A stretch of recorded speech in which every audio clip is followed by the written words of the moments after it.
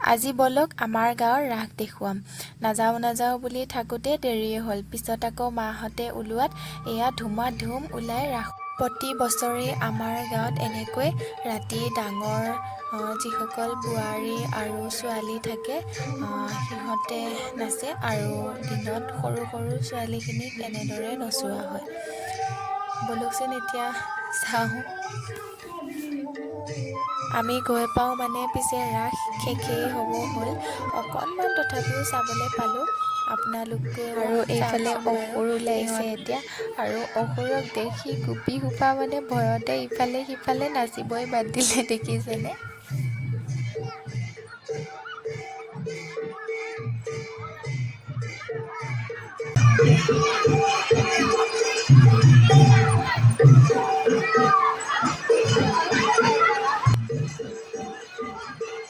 এতিয়া শেষৰ সময়ত এয়া কৃষ্ণ আৰু অসুৰৰ মাজত যুদ্ধ চলি আছে।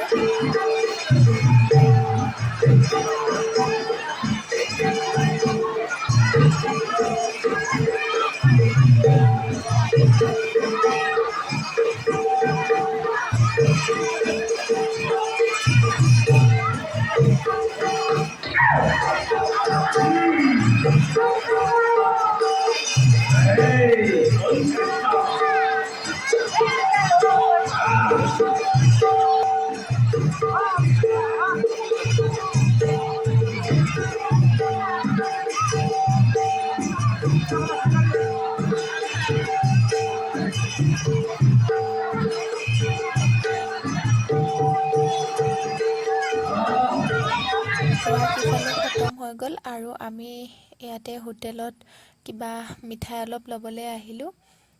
ভিডিঅ'টো যদি চাই ভাল পালে তেনেহ'লে চেনেলটো প্লিজ ছাবস্ক্ৰাইব কৰি দিব।